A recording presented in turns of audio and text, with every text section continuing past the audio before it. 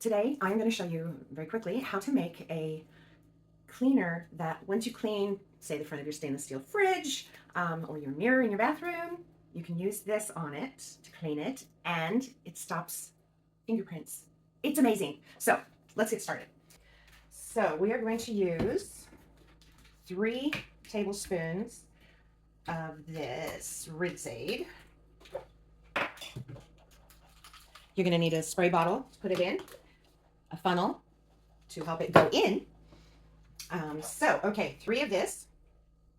1, 2, covering it. 3.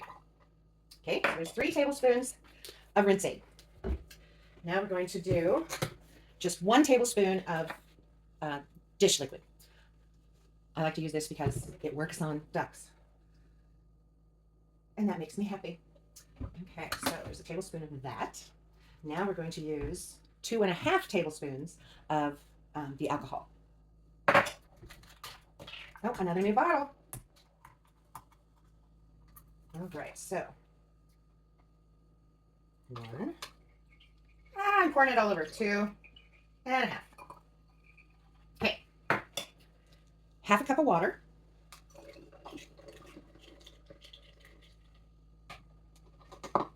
Alrighty, put this back in and give it a little shake to get it mixed up.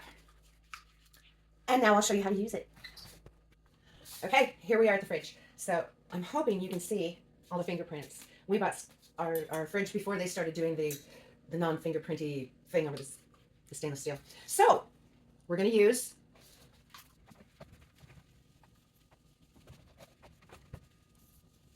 do the other side. And I'm just using a microfiber and it just is wiping off. So we'll see how long this lasts and this works. But getting the fingerprints off it's one of those things that just bugs you, doesn't it? So here we go. Rock on! So there you go. Easy peasy. And maybe I'll do another one and show you on the mirror. Have a good day.